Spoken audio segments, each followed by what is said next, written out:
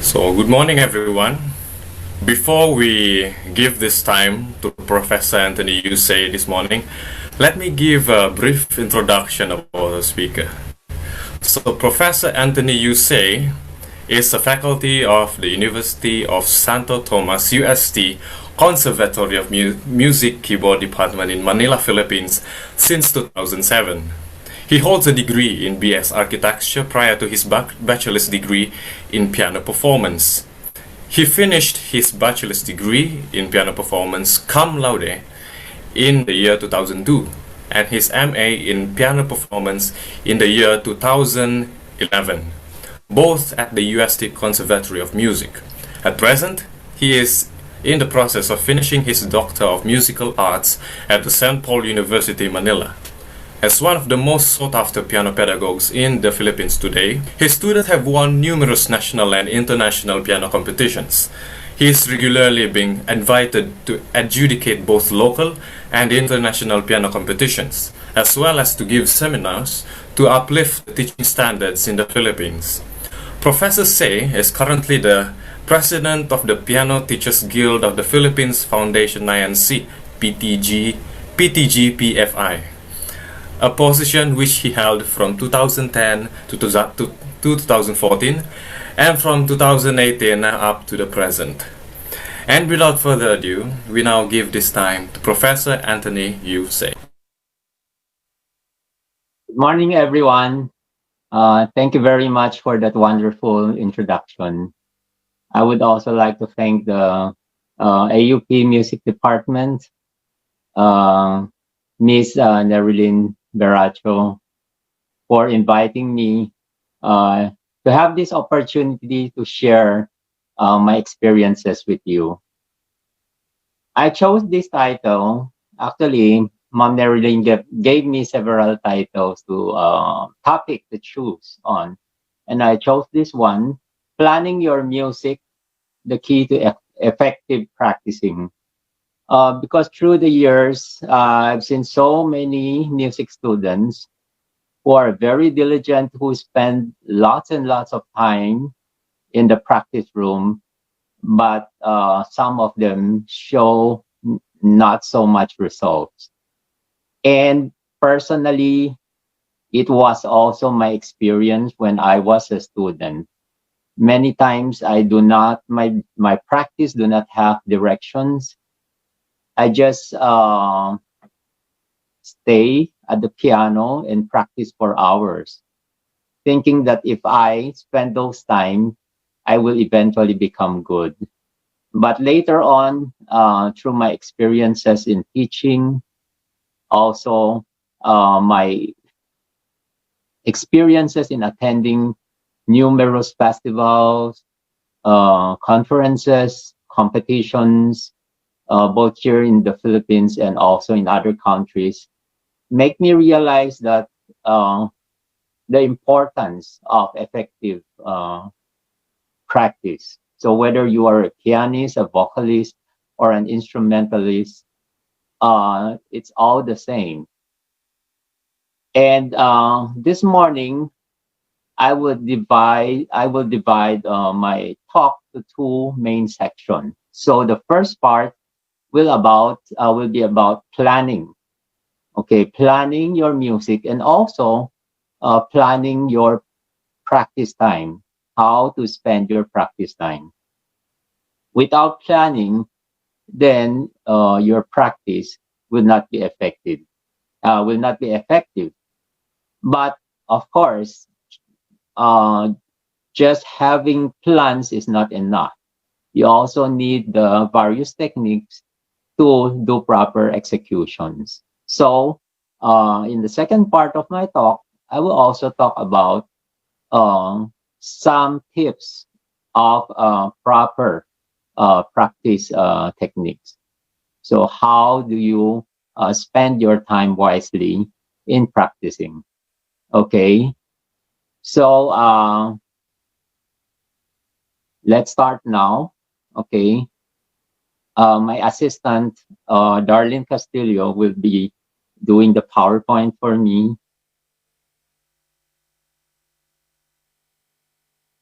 Okay, so this is our topic for this morning, planning your music, the key to effective practicing. So, why do you need to plan? Okay, so I have put three question marks here. Three questions. Number one, why do you need to plan? Number two, what do you need to plan? What are the things that you need to plan? And lastly, how do you make your plans? How to plan? Okay, so let's ask for why do you need to plan? Okay, without planning, uh, next slide, darling. Without planning, you will be spending more time but having less results. Okay, I've experienced that. Sometimes I sit at the piano uh, for 4 to 5 hours every day before the exam, and uh, in the end, the result of my exam is not ideal. I mess up. Sometimes I have memory lapses. Okay, but later on, I realized that there are better ways of practicing. Okay, so with proper planning, you will be spending less time, but you will have more results. Okay, so that's the difference. Without proper planning, there is a higher chance of failure. Okay, sometimes my students will tell me that, oh, sir, I have practiced a lot. I've been sitting at the piano for 5 hours a day. But when I hear my student play, I do not see the result of his practice. So many times I will ask him, how did you practice? What have you done in your 5 hours at the piano? That's where I will realize that he doesn't have any plan at all. And he's just sitting there playing to fulfill the practice hours, thinking that by practicing that long, uh, he might somehow memorize the piece and master the piece. Okay, so as we go along, you will see how important planning is. Okay, so what can planning do? Planning, okay, what is planning? Number one, planning is setting your goal. Okay, so before any practice session, you need to set your goals. Okay, are you going to work on your technique? Are you going to work on a certain passage? Are you going to work on your music? Are you going to work on your interpretation? So there are uh, lots of things to work on when you start sitting at the piano to practice. Okay. So planning also means being organized. Okay. Being organized means that you plan everything step by step. For example, your teacher gave you a new piece. Okay. Many students will just open the piece and start playing. Okay. So in the end, when they come to lessons, your teachers would have to do lots of corrections because you just sit there and play without looking at so many details written in the piece. Okay. So planning is also being organized, and planning is thinking before doing. Okay. So before you touch your instrument, before you started playing anything, you think first. What is this piece all about? What am I going to do with this piece? Where should I start practicing? Should I start from the beginning, or should I start from the middle section? Or shall I start with the last section and go back to the beginning? Okay, so that is also part of planning. Planning is also formulating concrete steps towards proper execution. Okay, so before you execute anything, you think first. Okay, how am I going to execute this one? Okay, for example, you are going to practice an etude You check on it first. What is this etude for? Is this a study for thirds or sixths, for octaves, or for a particular articulation? Uh, if you have set your goals, if you organize your practice time well, then you will see results in your practicing. Okay. So what should we plan? What are the things that we need to plan? Okay. Number one is your music. Okay. You need to plan your music. Okay. Maybe you will ask me, isn't it music is an art? It should be spontaneous. It's how you feel uh, during that moment when you perform. Yes, I will agree with you, but music is not just art. Okay, later on, I will talk about music, the other aspect of music. Okay, it is not just art. You don't just do anything that you want to do when you perform at the stage. That is why music can actually be planned. Okay, it's just like planning anything, any field of arts. You want to draw something, you want to paint something, you have to plan first. What material am I going to use? What medium am I going to use? How big will be my canvas? What color? What skin? Will it be monochromatic? What kind of colors? Okay, now if you are an architect, you don't just design something according to what you want. You need planning. You need to organize. Okay. So all fields of art, if you are a creative writer, you also need to plan. You want to write a story. You want to write a novel. You don't just sit there and write, but you will plan. You have to plan. What am I going to do with chapter one? What am I going to write on chapter two? So that the flow of my story will be smooth. Okay. Number two, you also need to plan your practice goals. Okay. And set your proper schedule. Okay. You don't just sit at your instrument if you feel like doing so. Okay. It is best if you have a regular practice schedule, and every time uh, before you practice, you have to set your goal. What do I want to achieve? If I have 1 hour today, what should I achieve? Okay, what can I do to achieve my goal? If my goal is to memorize the first 2 pages, how can I do it so that I can memorize effectively? So that after an hour of practice, I will be able to memorize my first 2 pages. Okay. Next is how to plan. Okay. So how to plan your music. Okay. You have to study your music thoroughly. Okay. So just like what I have said earlier, you don't just sit there and open your music, open your score and play right away.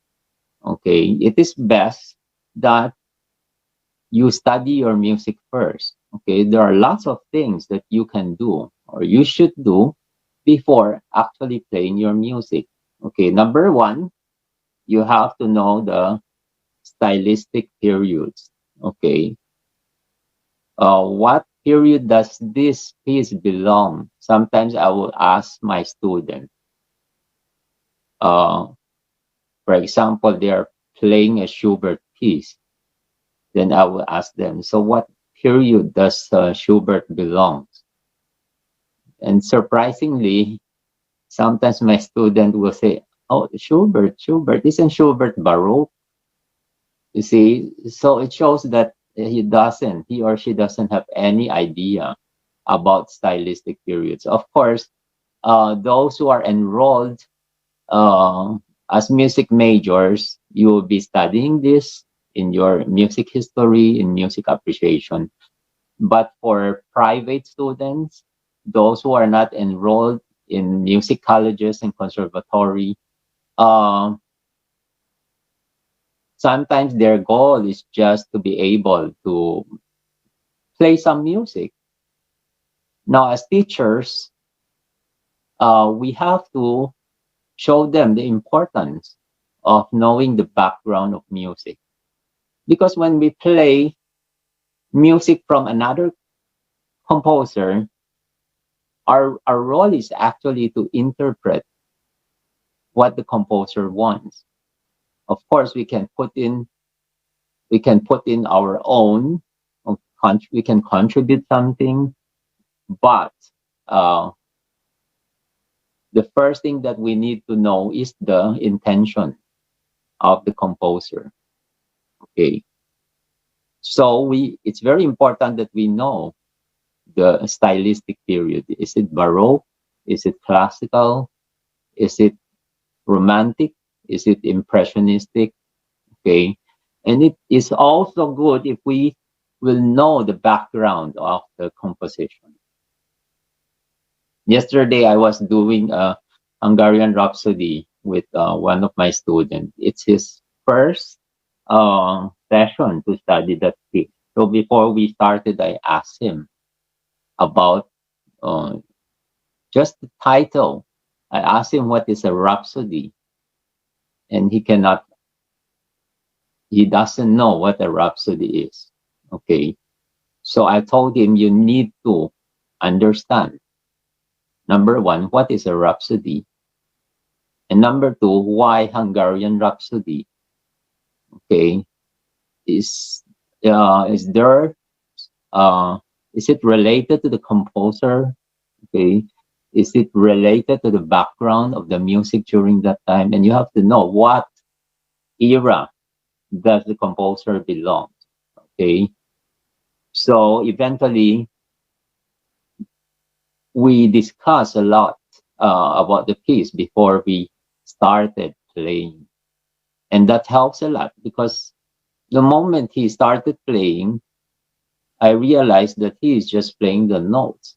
Although the notes are correct, the rhythm is correct, but he doesn't know anything about the music. So there is no character. Uh, yeah.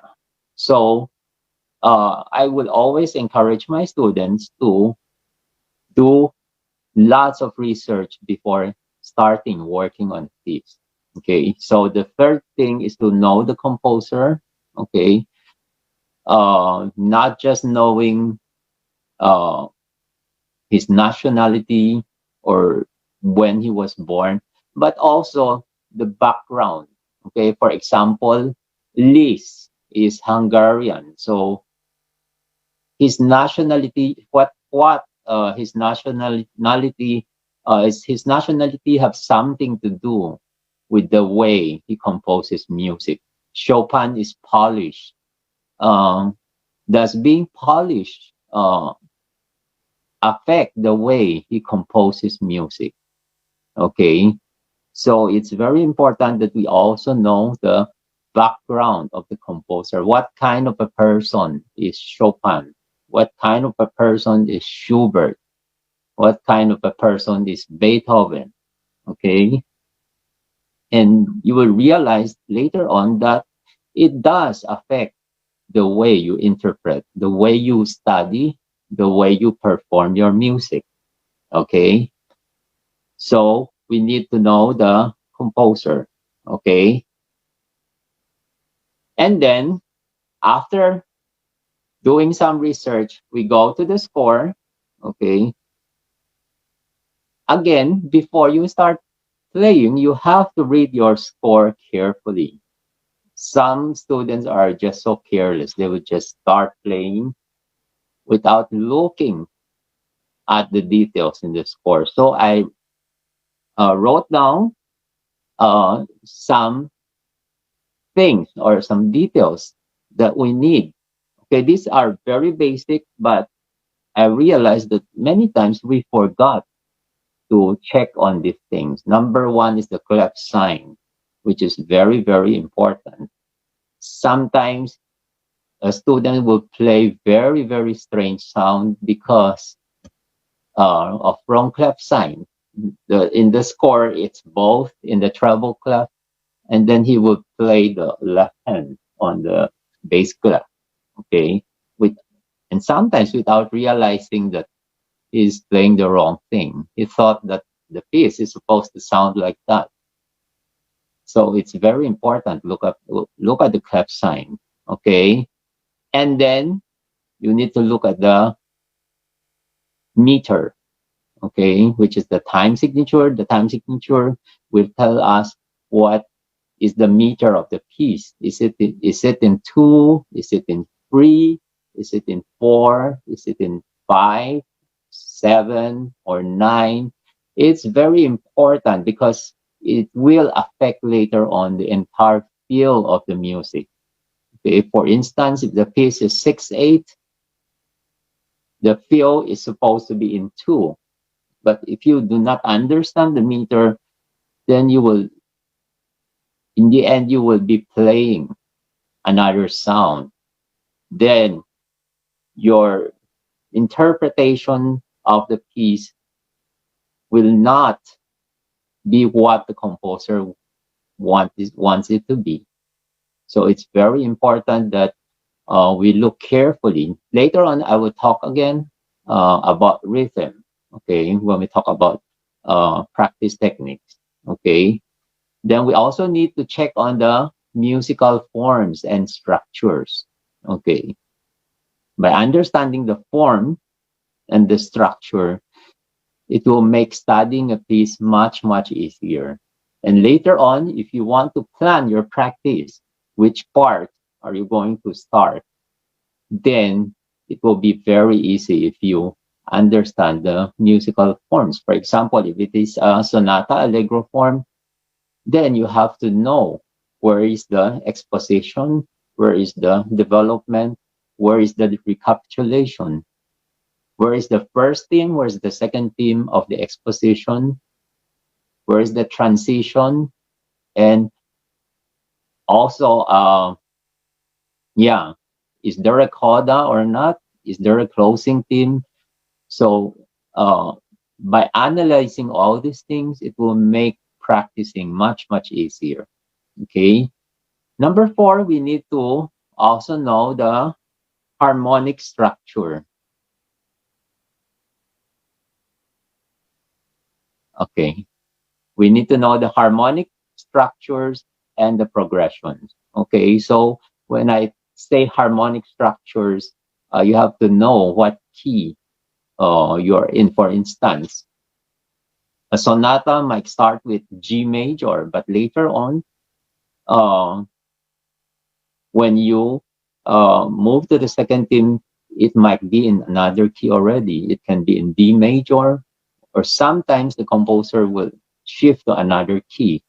Okay. Same with the music of other composers. For instance, if you are playing a fugue of Bach, okay, Bach will move from one key to another. In a matter of 8 measures, he will be moving from one key to another. So if you understand the harmonic structure, if you understand the progressions, then later on, that will help a lot in studying, in memorizing, and also in your interpretation of the music. Okay. Okay. What else do we need to know? We also have to check on the phrase marks and articulation. Okay. Sometimes phrase marks are written by the composers, no? But many times phrase marks are not written. You have to analyze the melodic structure and mark out your own phrase marks. And sometimes you see different pianists interpreting the phrases in different ways. Okay. Of course, if the composer mark out the phrasings, then we have to try our best to follow faithfully. Okay. And Articulations. What are articulations? Those small things. Legatos, staccatos, portatos, slurs, those two-note slurs, three-note slurs, four-note slurs. Okay. Um, if we look at those things carefully, then we can, uh, we will be able to interpret the music faithfully according to the intention of the composer. Of course, there are also dynamic markings. There are finger markings, which are very, very important. Okay. Since this is a pedagogy class, I would emphasize that when you teach your students later on, you have to be very, very particular with finger markings, especially when they are just starting. I'm very, very strict when it comes to finger markings, especially when they are playing Czerny 599, when they are playing the first lessons of Bach or the Anna Magdalena notebook. Because I will always tell my students that those fingerings were carefully studied by either by the composer himself or mostly by the editors. Okay, they were being carefully studied unless the teacher find the fingering can find a better fingering. It is best that we require our students to follow the finger markings in the score. Okay, and then preparatory exercises. Okay, sometimes there will be difficult passages. Okay, so we can do some preparatory exercises. And when we are teaching, we can also do preparatory exercises for our students, for hard passages, okay, so that when they start to read the music, they would already have overcome those difficult passages, okay. If the student will just open the score and start playing, then every time they read they reach those hard passages, then they will have problem. Then they will stop, they will repeat, then it will be a cycle. In the end, they can never perfect the piece because they will find uh, that particular passage an obstacle. Okay, in the end, they will just be doing hit and miss. Sometimes they got it right, sometimes they do not get it right. And during performances, they get so nervous because they know that there is a tendency that they will play a certain passage wrong. So uh, even before start performing, they they already felt so nervous because they are not secured with what they are going to do. Okay, so it's also very important. Okay, if you are practicing as a student, you can try to do some preparatory exercise. Now, as teachers, we need to help our students. Okay, our role is not just to teach them. Okay, more importantly, as a teacher, our role is to teach our students how to practice, how to study a certain piece, and how to learn a piece in the shortest possible time. Okay, so if we give them very good study habits and practice habits later on, they know they don't need to spend lots of time to learn a piece because they know right away how to study the piece correctly. And you will not be wasting so much time in your lessons correcting this and correcting that. Okay? Because your students will come to you already prepared. Okay. Um, then you will have more time to work on other things. Okay. It's very painful to be having lessons with a student coming to you with so much wrong readings, wrong rhythm, then you'll just be spending the whole hour correcting, uh, yeah, correcting those wrong things. Then you have to undo them. Then you will be wasting so much time. I remember telling my students one time because he doesn't follow my instructions. He's always in a hurry. He practices so fast. He don't care about. So the whole hour, I've been correcting. I have to say, oh, it's wrong. It's wrong. It's wrong. To the point that I told him that next time I'm going to charge you. Every time I say it's wrong, you have to pay me 5 pesos. So if I charge you, I will become very rich because in one lesson, I'll be saying around more than 100 times. So eventually, he realized that, oh, I'm actually wasting so much time. Okay. So he started to develop good practice habits. Okay. The moment he developed those good practice habits, then our progress became very, very fast. Okay. Okay. Uh, so you also need to plan your music. Okay. After knowing your music, you need to plan. Okay. What are the things that you need to plan? Number one, tempo. Okay. If it is a new piece, how fast should you play? Of course, you're not supposed to play it a tempo. Okay. Now, after reading a piece for a certain time, having um, studied it with your teacher, then later on you have to decide, okay, how fast am I going to play this piece? Okay. Many students will go to YouTube and check, oh, Paulini played this fast. I think I also need to play this fast without realizing that his fingers cannot do that fast. And in the end, he will mess up everything. He will mess up everything. So it's very important that you have to set your tempo, okay? Your correct tempo. Something that is comfortable, but also something that is acceptable, okay? Sometimes you can play slower without sacrificing the music, okay? And sometimes by aiming too fast, you will sacrifice so many details in the music. So you have to decide what tempo is best for you, okay? And then you also have to decide your sections and your phrases.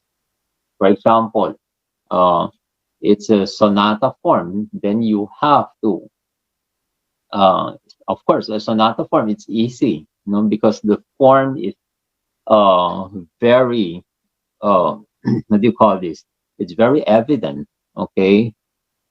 Now, if you are going to study a fugue, okay, for example, the prelude and fugue in C sharp major by Bach, the book one C sharp major, the fugue is quite long, okay, and they sound all the same.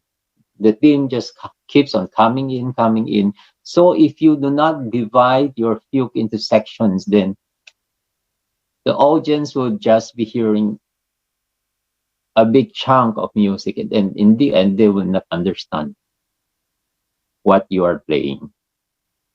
They will just hear the theme. Oh, this particular melody just keeps on repeating.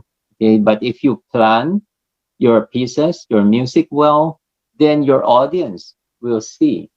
They can hear, they can visualize what you want to show them. Okay.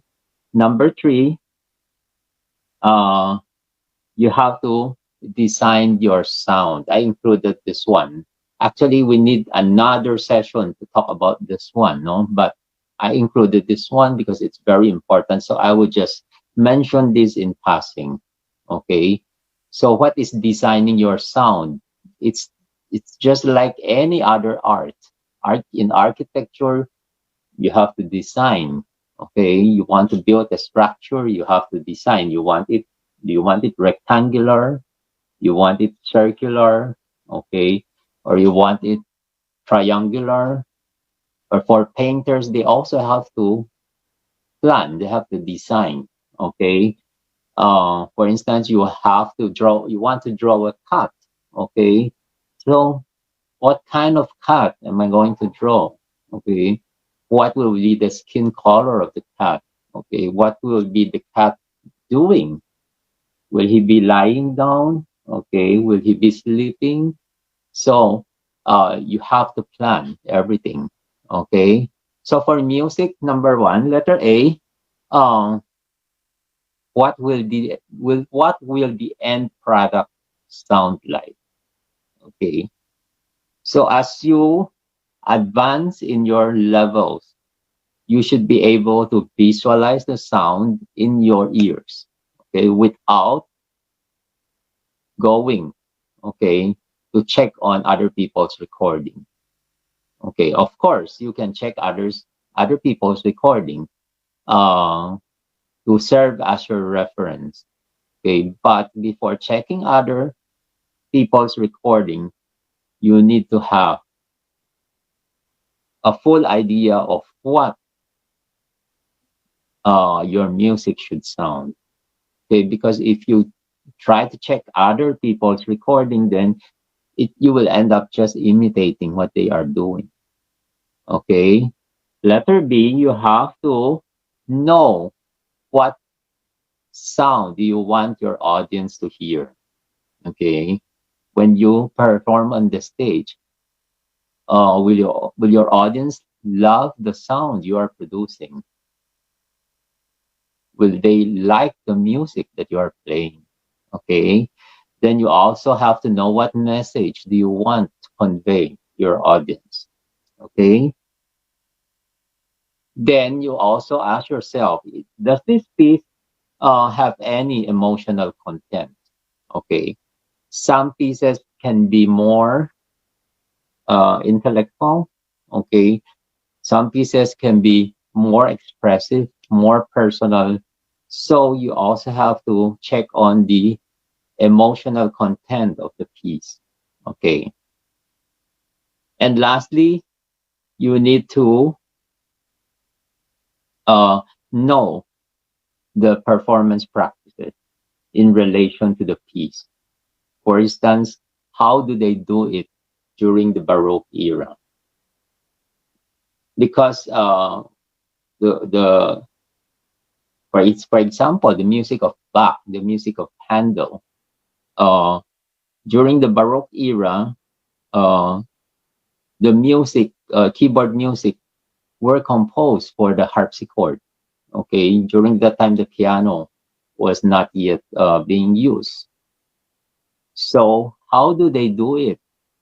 Uh, while using their instrument, and also during that time, how do they do their concerts? Do they do their concerts in the concert hall?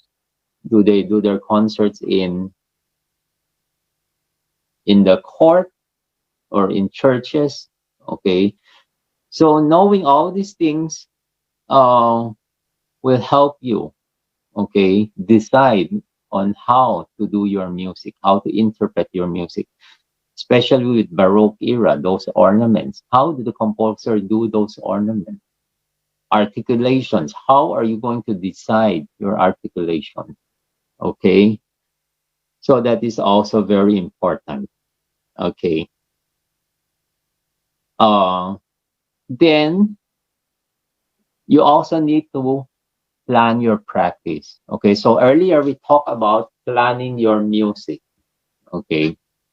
Now after planning your music, you're about to start practicing, then you also have to plan well your practice so that you can spend your practice time wisely. Okay. So number one, where to start? Most of the people will start from the very beginning of the piece. Okay. When your teacher gave you a piece, you will just open the piece and start playing from the first bar. Okay. But sometimes it is best to start somewhere else and go back to the beginning later on. Okay. So for students who are still dependent on my instructions, sometimes I will give them instructions. For example, um, Ballad number 4 of Chopin. Okay.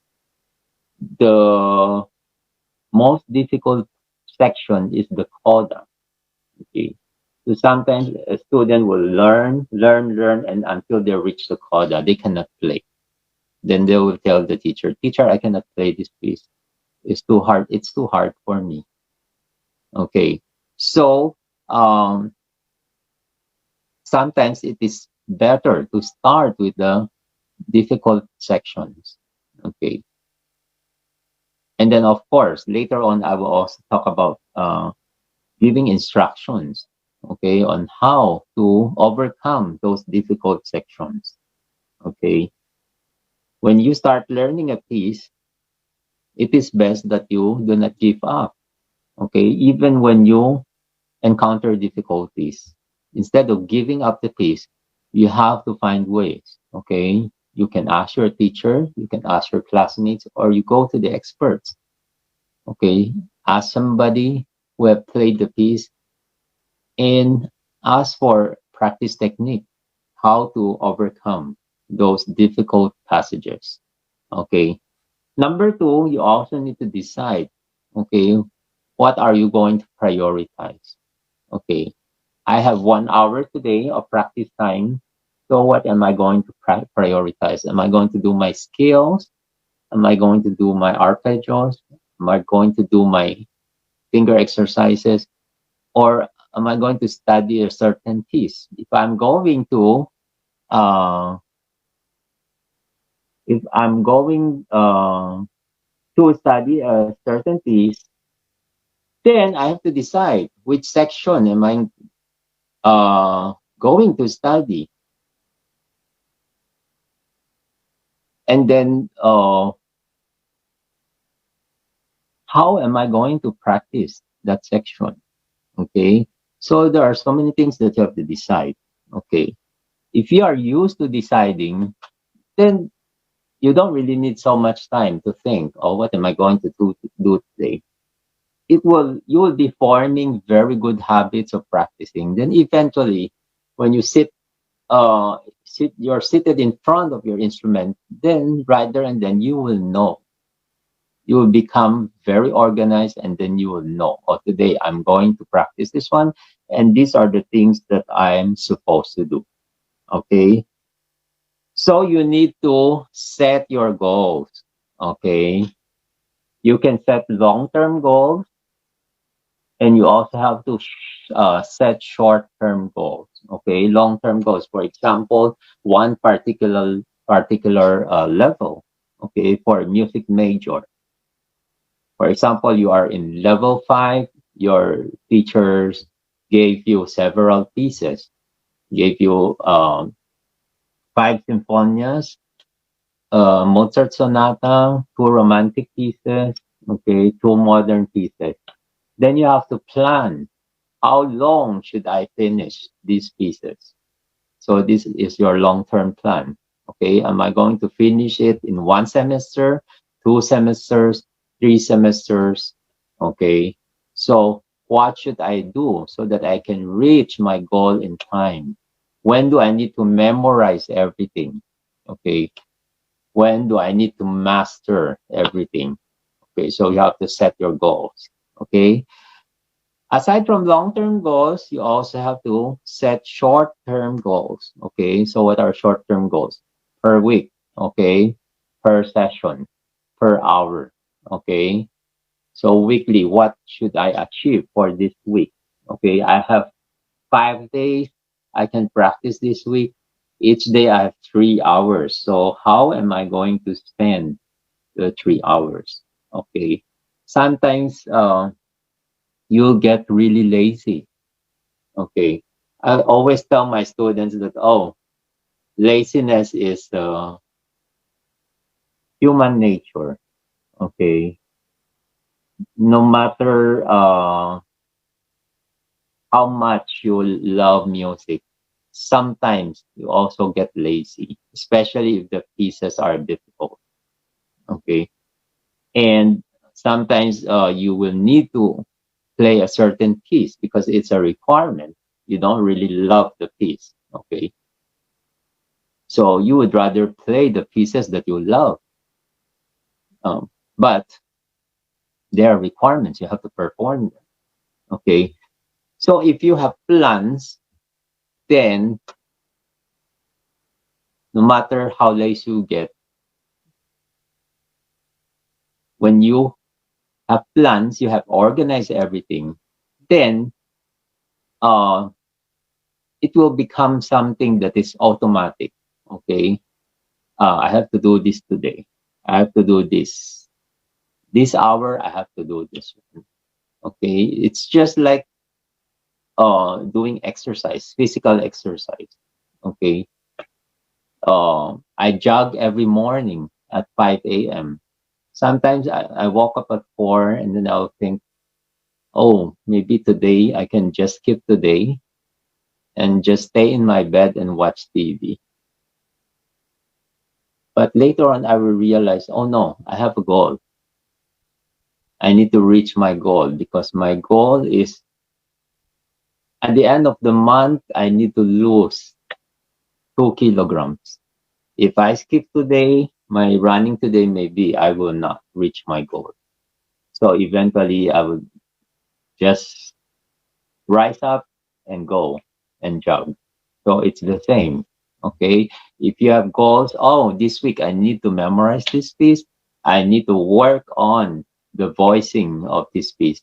Then you will not skip your practice time. Okay. Then per session, you also have to plan what am I going to accomplish. Okay. So a session can be 2 hours, can be 3 hours.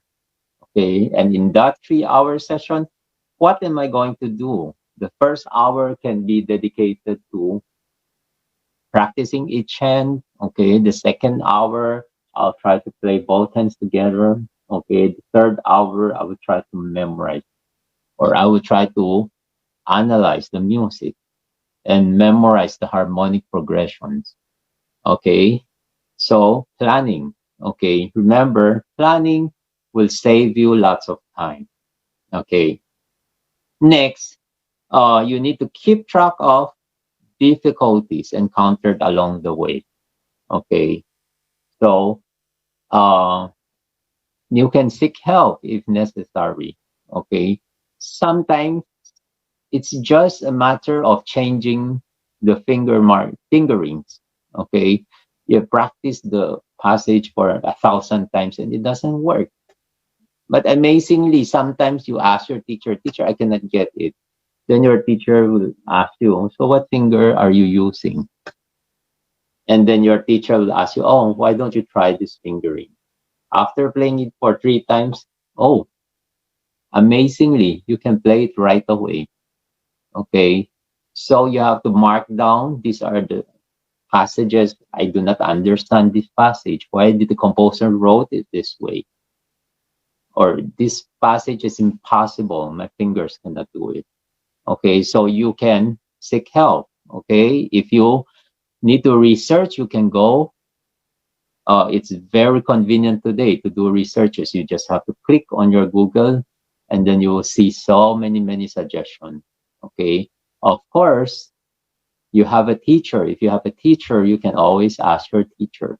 Okay. And sometimes you can ask the experts. If there are master classes, you can ask. Okay. Even if you are not one of the participants of the master class.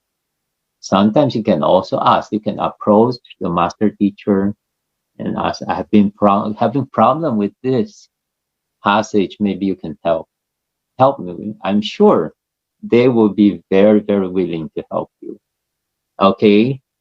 So, that ends the first section of my talk about planning. Okay. Um, Planning is very important. Okay. Because by planning your music, um, things will become very organized. Okay. Then the audience will be able to hear the intentions of your music. Okay. Uh, for example, you are going to play a Human variation.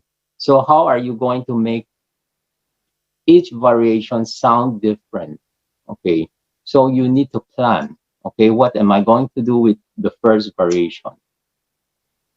What am I going to do about the second variation? Am I supposed to change the tempo? Are there voices in that variation that I have to bring it out? Okay. Am I supposed to change uh, the sound?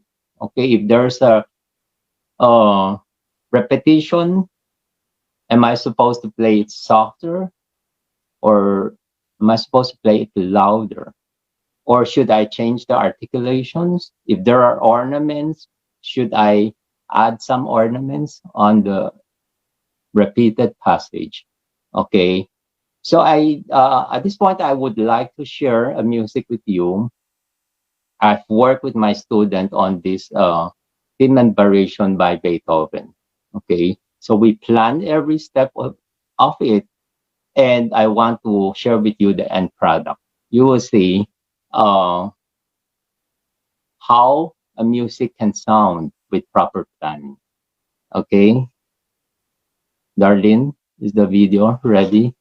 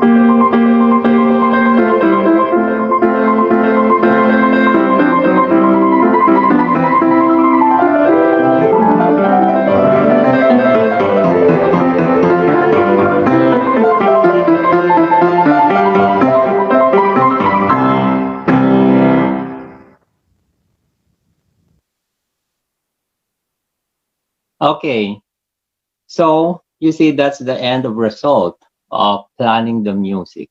Okay, uh, I don't know how you feel about the playing, but I find that each variation has its own character. Okay, so I think that's a very good example of a well-planned music. You know? uh, how I saw how he studied it step by step and how he planned. Of course, I planned it together with him. Uh, so that's the end product. Okay, now let's go to the second part uh, of my topic today. I will talk about basic practice techniques. Darlene, can we have the slide? Okay.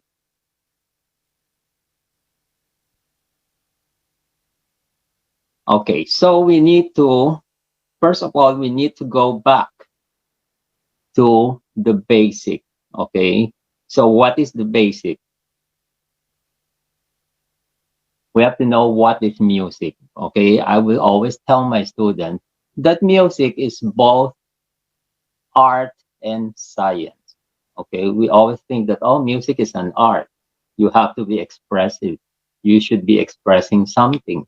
You should be conveying a message when you play music. When you sing something, people need to feel what you are singing. Okay, but that is not enough because music is also science. See? So I will always ask my student, what is music? Okay, music is sound.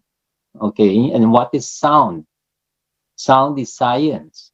Okay, so I will always ask my students to go back to the very basic and understand how sound is being produced.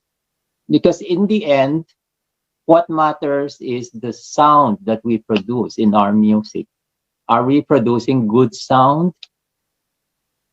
Are we producing sound that is not pleasing to the ears of our of our listener? If we sing something, if we play something, will our audience or our listeners like the sound that we are producing? Okay, so I will always ask them to go back and check how is sound being produced. For instance, I'm talking now. You can hear my voice. Okay, so how did I produce my voice? It's my vibrating vocal cord that produced the sound that you are hearing. Okay, so let's go back to the basic elements of music. What are the three basic elements of music? Okay, first we have the rhythm. Okay, again, I will always ask my student, okay, among the three basic elements of music, of course, we have rhythm, we have melody, and then we have harmony. I would always ask them, what is the most important uh, of all the basic elements? Okay, is it rhythm? Is it melody or harmony? Can I ask the pedagogy class of Mom Neri? Can you type in your chat box? Which element do you think is the most important? Is it rhythm? Is it melody or is it harmony? Can you type your answer in your chat box? The other participants can also type your answer. Okay, rhythm, rhythm, rhythm.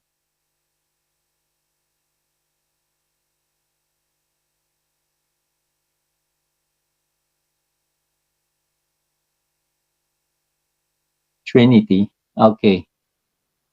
Okay, so most students type rhythm. Yeah, and you're correct. Why rhythm? Because rhythm is the only element, musical element that can stand on its own. Okay? You cannot have melody without rhythm. You cannot have harmony without rhythm, or your harmony is useless without rhythm. okay, without organized rhythm, then your harmonies are useless. Okay, so it's the same when we practice our music. Okay, the first thing that we have to look at is rhythm.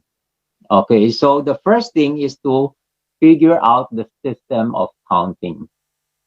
Okay, of course, for advanced students, um, you can count your music correctly without any difficulty.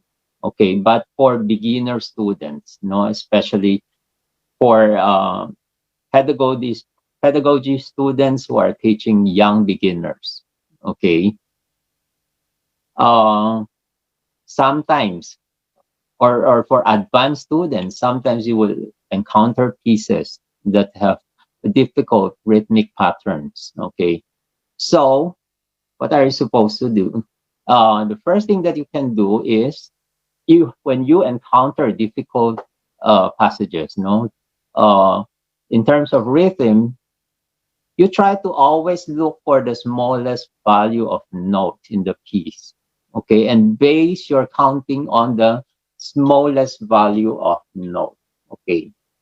So if you are familiar with the Kodai method, this is what they are doing, okay.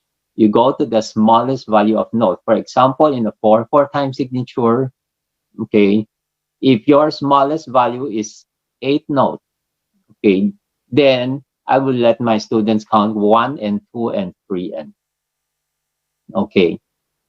So by counting that way, the tempo will be uh, very, very stable. Okay. Some teachers might worry that the students might be too dependent. No, because later on they will outgrow that. Okay. But for our beginner students and our early intermediate students, we need to give them a very, very good foundation when it comes to rhythm.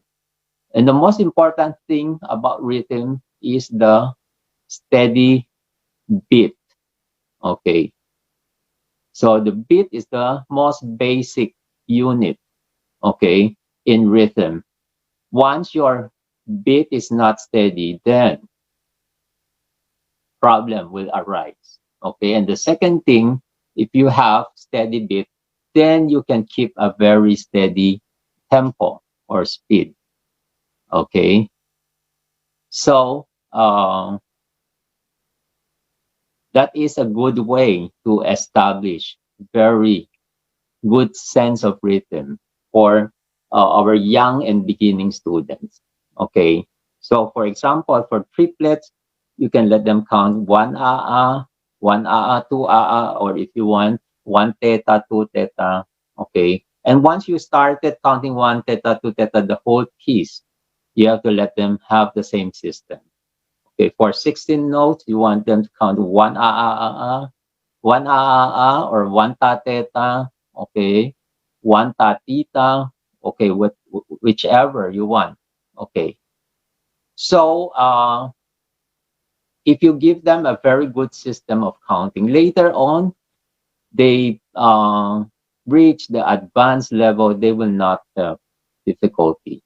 Every time they encounter a very small value of notes, then they will know how to do their own device of counting. Okay.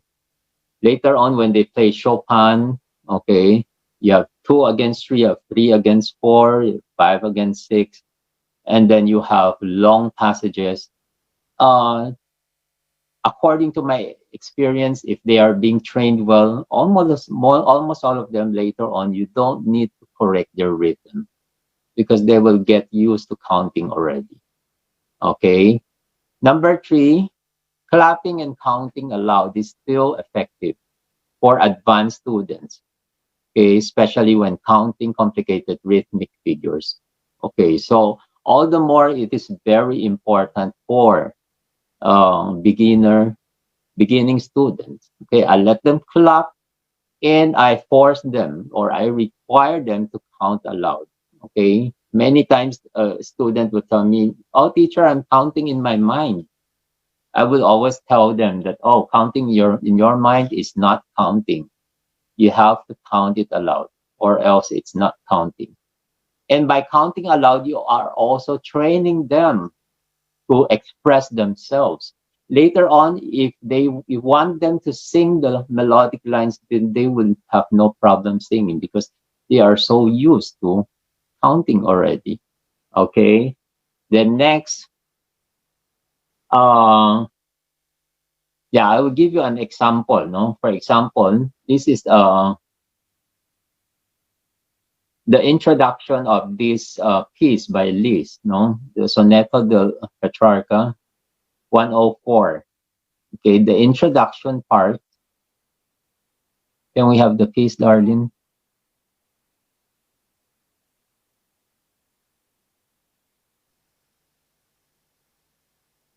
Okay. Can you make it bigger? Okay.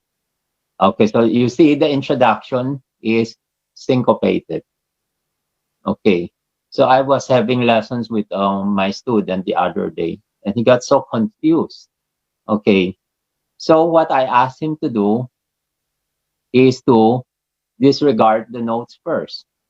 Okay, because he was so confused. The notes have so many accidentals. Okay, and then there are inner voices, and then the left hand have bar skips. Okay, so he was so confused, and then the rhythm is uh syncopated. So what we did is I let him let go first of the notes and concentrate on the rhythm. Okay, so we try to count the rhythmic pattern aloud. We try to uh, figure out the counting. Okay, we try to clap. He's a college student, but I let him clap. Okay, we clap, and then later on, after he get it correctly, we start to read the notes. Okay, we read the notes together with the rhythm. Okay, we try to sing the notes together with the rhythm. And then step by step, okay, I let him play the right hand first, okay, without the inner voices, just the melody, just the top melody. Then we play in octaves, then we add the inner voices, and then we work on the left hand separately. Okay, after mastering all of those things, I let him play both hands, okay, very slowly. Okay, the moment we did all these steps, he was able to play it smoothly in just one playing. He was able to get everything right. Okay, so you will find it amazing. No, sometimes you would repeat the passage. You see, this is just how many measures? Just 7 measures. Okay, I'm sure he's been practicing that for hours and he still cannot get it right. Okay, but once you plan it properly, I'm going to do this first and then I'm going to do this step by step. Then in just a matter of less than, I guess, less than 20 minutes or 30 minutes, he was able to get it right. Okay, so you can try it. Okay, when you practice, you try to do it step by step, especially if you have problems with rhythm. Okay, let's go to the next element of music, which is melody. Okay. Oh, I will give an example. Okay. Uh, I will show you a performance of my 7-year-old student. Okay. So I trained him how to count and then I gave him this piece. Okay. And then without listening to him, without telling him how to count this one, he was able to send this video to me. He counted it by himself and read the music by himself. And then his mother recorded it down and sent it to me. So I want to share this performance with you. You will see how organized his counting is.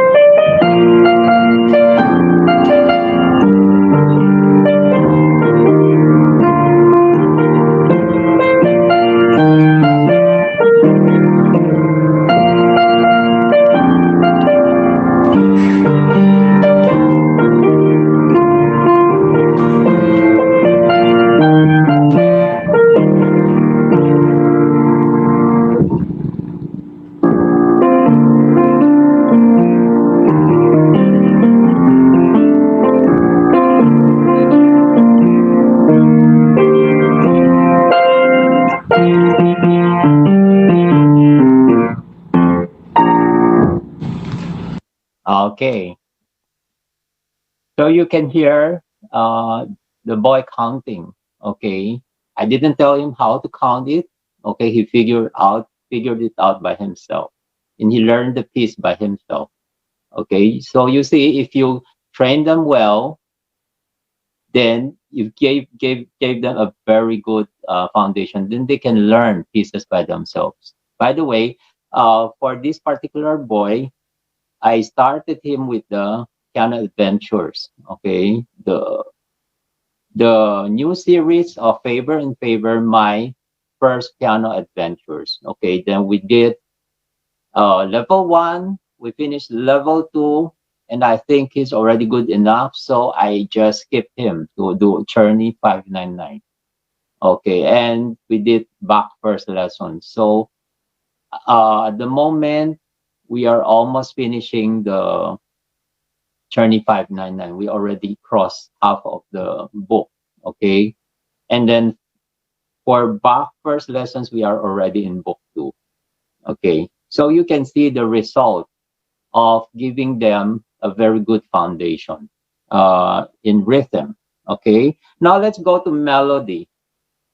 So what are the things that we need to figure out? Number one, you have to figure out the form of music based on its stylistic periods. Okay, I've mentioned that already earlier. Okay, you have to identify, is it in a sonata form? Is it a theme and variations? Is it a rondo form? Is it a fugue?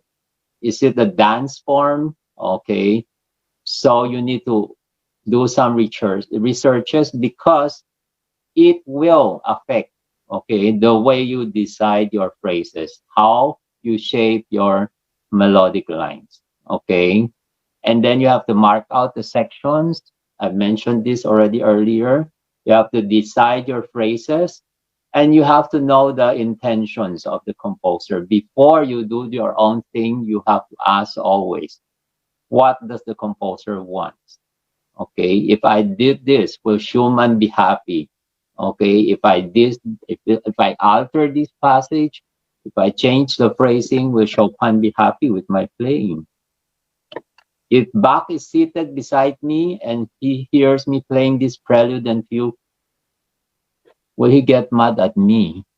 Okay, so you have to know, understand what the composer really wants. Okay, and as much as possible, you have to follow the written articulations, okay, especially for the classical and romantic era. Okay, some composers are very, very particular with articulations. Once you change the articulations, you also change the sound of your music. Okay, now some pieces have hidden melodies. Okay, uh, although the music during the classical era was mostly homophonic, but in the music of Beethoven, you can see lots of voicing. Okay, in the music of Mozart, okay, for instance, in the K, the B flat sonata, okay, you will hear lots of voices in the third movement. You will in some of the parts you will hear some many voicings. Okay, so you have to mark out also the hidden melodies. Okay, and then you also mm, okay, so when practicing, okay, uh passages, okay, you can also do rhythmic practice. Okay,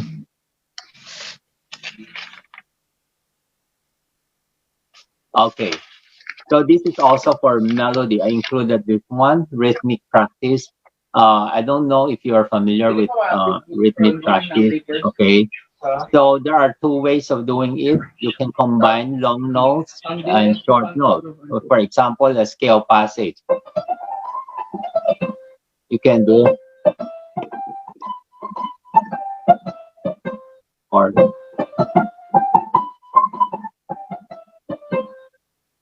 Okay. And then you can also move the accent. Okay. For example, you have a pattern like, so you want to do,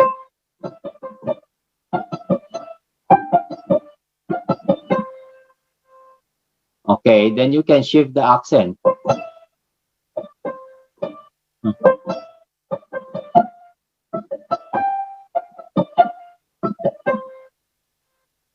You can change the accent to the third note. Okay. Okay. So that's how you do it. Okay. And sometimes you have different articulations. Okay. Uh, for each voice. Okay, you also have to figure out. For instance, the right hand you have legato passages, and then the left hand you have staccato passages. Or in just the right hand, the top note is staccato, and the inner voice is legato. Okay, or the top note is legato, and the inner voice is staccato. Okay, so you have to mark out all of these things and work on them separately. Okay. Now let's go to harmony. Okay. Harmony is very important because it has something to do with the flow of the music. Okay. And it will help you a lot also later on in memorizing your music. Okay. So number one, you have to analyze the harmonic structure I've mentioned earlier. Okay. Mark out the sections, the key changes. Okay. If there are key changes, you have to look for the cadences. Okay. You have to look for the transitional harmonies. Okay. The pivot chords, the transitional chords, and then the pivot chords. Okay. What is common in between the two keys? How did the composer move from one key to another? Okay. And by understanding the harmonic structure, you can also work on your voicing. Okay. So sometimes you have music that are chordal. Okay. Sometimes you have homophonic music, but you have underlying voices. Okay. So by looking at the harmonic structure, you will be able also to plan how are you going to bring out the melodic line, okay, in these voices. Okay, now I will talk about piano practice or practice for any instrument, okay? So practices can be classified into number one, mental practice. Okay, what is mental practice? Mental practice is staying away from the piano. Okay, you use your mind to imagine, okay, to imagine how to let your pieces sound. Okay, it's not just for interpretation. You can do mental practice for almost everything. Okay, for rhythmic patterns, okay, for the rhythmic structure of the piece, you can do mental practice first, clap, okay, the rhythm without playing at the piano or playing in your instrument, okay? Then you can sing the melodic line, analyze the harmonic structure, and later on interpret the music, okay? By doing everything here, okay? So when we do mental practice, we are planning, we are actually planning, okay? How are we going to let our music sound eventually? Okay. Then oral. Okay, what is oral? Oral is using your ears. Okay, you have to remember the sections. Okay, your ears have to know, need to hear. Okay, you have to remember the melodic line. Okay, which include the rhythms, correct rhythms. Sometimes when we are teaching, we will find some students, they are already playing the wrong thing, but they didn't realize. For example, they are playing a harmonic scale, and suddenly he will go, Suddenly, and from minor, he suddenly shifted to major. Okay. So it shows that his ears is not sensitive enough. He didn't realize, okay, that he is already playing the wrong scale. Okay. But some kids have very good ears, no? Some are gifted with very good ears. But for students who are not born with that uh, good sensitivity, you can still train them. Okay, especially when the students are still young, you have to train them on how to listen to correct melodic line and also correct rhythm, correct harmony. Okay, by listening, you can remember the harmonic progressions easily. Okay, so everything that you see in paper, you should be able to hear them. If you cannot hear them, then you have to find ways to be able to hear them. I remember when I was a college student, I would go to concerts, sitting beside my professor. Then all of a sudden he will tell me, "Did you hear that German six?" Then I will tell myself, "Oh, I didn't hear any German six because I do not know what a German six is during my student days." You see, but later on, I try to figure it out. What is the sound of German six? Oh, so this is how it sounds. And the German six will resolve to this one. So later on, I can easily hear German six. Every time I hear the German six, then I can identify, oh, it's a German six. Okay. So when we practice, we not only practice our fingers, we also need to practice our hearing, okay, our listening capabilities. Okay, we need to improve. Okay, and thirdly is the kinesthetic, okay, or the motor skills. Okay, I put this on the last one. Okay, because after doing your mental practice, okay, after listening to it with your ears, it will be most effective, no, to go to the piano after doing step one and step two. Instead of going first to the piano and try to listen, it will be more effective. Okay. So when you do your mental practice, when you listen to it, you will already figure out. You will already be able to figure out what are the expected difficulties. What are the things that I need to prioritize? Okay. So you can plan. I need to go and do these drills. I need to do these exercises. Okay. I can start with this passage, which is difficult. Instead of playing the whole piece, starting from the beginning, I will do this difficult passage first. Then I will plan. Okay. I will do rhythmic patterns. I will do different articulations. Okay. So, of course, when we practice, we also practice our motor skills. Okay. But that should come after, okay, knowing what to do. Okay. After we plan everything, then you will see your practice will be very productive. Okay. So, lastly, I will mention some practice steps. I'm very sure your teachers have been mentioning these steps. Now, this is just a reminder. I remember when I was a student, I almost always forgot all these steps. I'll just do whatever I want. And in the end, I wasn't able to accomplish anything. But later on, I realized that I have to practice using these steps, and then my practice became very productive. Okay, number one, practice separate hands. It's very, very important, especially the left hand. The left hand is the one that is always being neglected.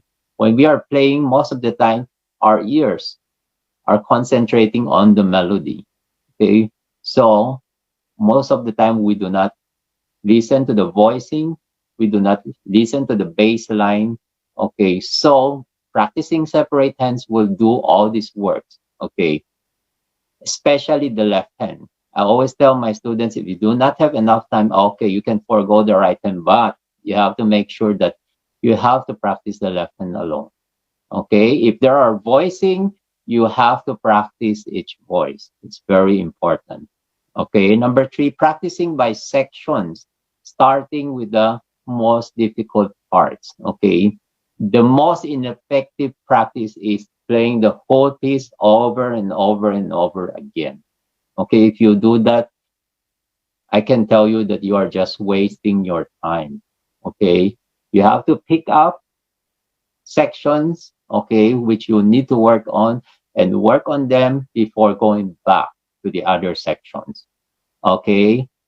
Of course, the metronome can help us a lot, especially when we are doing slow practice. Many times we didn't realize we started playing so slow, and then when we ended this, it became so fast. Okay. So the metronome is always there to help us regulate our speed. Okay, and then counting and singing out loud. I've mentioned already earlier that it is very helpful. Okay, numbers six, practicing without the damper pedal, especially for romantic music. You know, many students would love to play with the pedal right away. When I ask my students, why did you play with the pedal? They would tell me, oh, it sounds so dry without the pedal. He said, teacher, it sounds so beautiful with the pedal, but everything is so messy. He didn't realize that his playing is so messy. Okay, so I would always ask my students to practice first without pedaling. Okay, lastly, you need to listen to yourself. Okay, we are so uh, fortunate, or we are so lucky now. The recorder is just in our hand. We have the cell phone in our hand. Anytime we can record ourselves down. Why is it very important to record yourself down? Because when you are playing, you are so busy, okay, paying attention to so many things, okay. So the moment you record yourself down and listen to your playing, that's where you will realize, oh, I'm doing this wrong accent. Why am I accenting this note? I'm running in these passages. My phrasings are not well. I didn't shape my phrases well. Oh, I played a wrong rhythm here. I played a wrong note. Then when you started to listen to yourself, then you will realize that there are so much to work on. Okay, so I encourage you, even if the piece is not yet well polished, you try to record yourself and listen. Okay, so I will end my talk with this one. Our goal in practice is to achieve mastery. It's only when you achieve mastery can you let your music flow freely. Okay, so we have to work on the scientific part. Okay, it's only when you know your pieces very, very, very well can you express what you want to express. It's only when you are so comfortable, okay, with your playing. That's the only time you can express what the composer wants you to express. You can express what you want to express, and that's the only time you can convey the message, okay, to your audiences. Okay, so that ends my talk for this morning.